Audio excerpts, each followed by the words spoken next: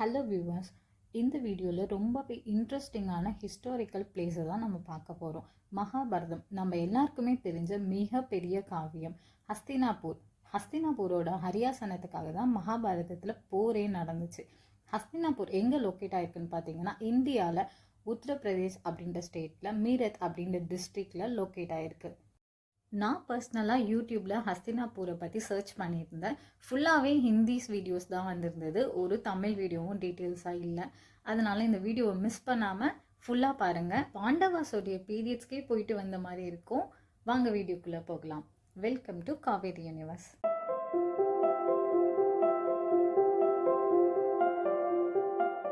கொடுக்கறதுனா கர்ணரை மிஞ்சின ஆளே கிடையாது. அப்படிப்பட்ட கர்ண பகவான் இந்த இடத்துல இருந்து தான் தானங்களை செஞ்சுருக்காரு.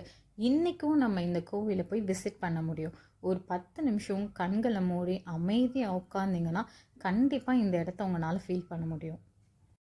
பாண்டவஸுடைய கோட்டைக்கு பக்கத்திலே ஒரு சிவன் கோவில் இருக்குது. அந்த கோவிலில் இருக்க சிவலிங்கம் சுயமாக உருவானதாகவும் சொல்கிறாங்க. அந்த சிவலிங்கத்தை தான் பாண்டவஸ் வழிபட்டதாகவும் சொல்கிறாங்க. அந்த கோவிலே ஒரு பெரிய மரம் இருக்குது. அந்த மரத்தை பீமரும் அர்ஜுனனும் தான் வச்சதாக சொல்கிறாங்க. சுமார் 5000 வருடம் பழமையான மரம்னு சொல்கிறாங்க. சிவன் கோயிலுக்கு பின்னாடி தான் இந்த குகை இருக்குது. இந்த குகை பாண்டவாஸ் பீரியட்ஸில் சீக்ரெட் வேயை யூஸ் பண்ணியிருக்காங்க. இங்கே ஸ்டார்ட் ஆகிற வழி, அதாவது ஹஸ்தினாபூர்லேருந்து ஸ்ட்ரெயிட்டாக டெல்லி வரைக்கும் இந்த வே போகிறதா சொல்கிறாங்க. இப்போ நம்மளால் போக முடியாது, ஏன்னா அது க்ளோஸ் ஆகிடுச்சு. சிவன் கோயிலுக்கு பின்னாடி ஒரு பெரிய காடு இருக்குது. அந்த காட்டு வழியாக ஒரு 10 மினிட்ஸ் வாக்கபிளில் வந்தீங்கன்னா ஒரு பியூட்டிஃபுல்லான பிளேஸை நீங்கள் பார்க்கலாம். கண்டிப்பாக இது பயங்கரமான ஒரு ஹிஸ்டாரிக்கலான பிளேஸு. இப்போ நீங்கள் பார்க்குறது தான் பாண்டவாஸோடைய கோட்டை. இதுதான் இந்த கோட்டையோட பின்பக்கம். இந்த கோட்டையை பார்க்குறப்ப எனக்கு 1001 மூவியோட பிஜிஎம் தான் மைண்டில் ப்ளோ ஆகிட்டே இருக்குது. ரொம்பவே சைலண்ட்டாக பீஸ்ஃபுல்லாக ரொம்ப அமைதியாக இருக்குது. இந்த ஹஸ்தினாபூரில் ஜெயின் அண்ட் ஹிந்துஸோட டெம்பிள்ஸ் நிறைய இங்கே பார்க்கலாம். கோட்டைக்கு பக்கத்துலேயே ஒரு ஜெயின் டெம்பிள் இருந்துச்சு, அதையும் நாங்கள் விசிட் பண்ணியிருந்தோம். ரொம்பவே பியூட்டிஃபுல்லாக இருந்துச்சு. அங்கே கார்டனிங், அந்த ஃப்ளவர்ஸ் எல்லாமே சூப்பராக இருந்துச்சு. இந்த ஜெயின் டெம்பிள் ரொம்பவே அழகாக இருந்துச்சு. உள்ளே தான் படிக்கட்டு இருக்குது, சுற்றி சுற்றி மேலே போகணும். ஒன்ஸ் நீங்கள் டாப் ரீச் பண்ணும்போது அது ஒரே ஒரு பர்சன் தான் உள்ளே போகிற மாதிரி இருக்கும். ரொம்ப ஃபேட்டாக இருக்கவங்க கண்டிப்பாக உள்ளே போக முடியாது. நாங்கள் மேலே போய் எக்ஸ்ப்ளோர் பண்ணியிருந்தோம். ரொம்பவே பியூட்டிஃபுல்லாக இருந்துச்சு. இந்த ஜெயின் டெம்பிளில் பார்த்தீங்கன்னா யாரையுமே உள்ளே அலோவ் பண்ணல. பிகாஸ் ஏதோ ஃபங்க்ஷன்ஸ் வருது அப்படின்னு ரெனோவேட் ஒர்க் போயிட்டு இருந்துச்சு. நாங்கள் கம்மிங் ஃப்ரம் தமிழ்நாடு அப்படின்னு சொல்லி ரிக்வஸ்ட்டாக கேட்டிருந்ததுனால எங்களை அலோவ் பண்ணாங்க. அப்புறம் கொஞ்சம் நேரம் கழிச்சு ஒரு சில ஃபேமிலிஸ்லாம் அலோவ் பண்ணியிருந்தாங்க.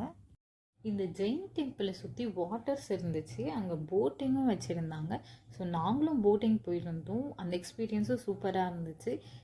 அதுக்கு பக்கத்துலேயே ஒரு டிராக்டர் மேலே ஆர்டிஃபிஷியல் எலிஃபண்ட் வச்சுருந்தாங்க. அதுக்கு மேலே ரைடிங் போகலான்னு சொல்லியிருந்தாங்க.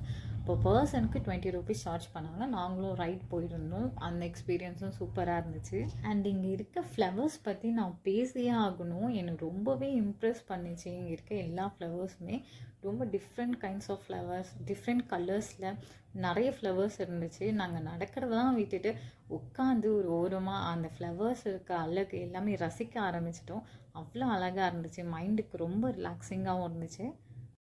கண்டிப்பாக நான் சொன்னால் உங்களுக்கு புரியாது. லைஃப்பில் ஒன்ஸ் ஆச்சும் நீங்கள் இங்கே எக்ஸ்ப்ளோர் பண்ணால் தான் உங்களுக்கு அது புரியும். அண்ட் மல்லிகைப்பூ கூட இந்த ஊரில் நான் பார்க்கவே இல்லை, நம்ம ஊரில் பார்த்த மாதிரி. அண்ட் இங்கே ஃபுல்லாகவே மல்லிகைப்பூ செடி வச்சுருக்காங்க. சும்மா நடந்தாலே ஃபுல்லாக ஜாஸ்மின் ஸ்மெல்லு தான். அதுவுமே ரொம்ப அழகாக இருந்தது இந்த இடத்துல.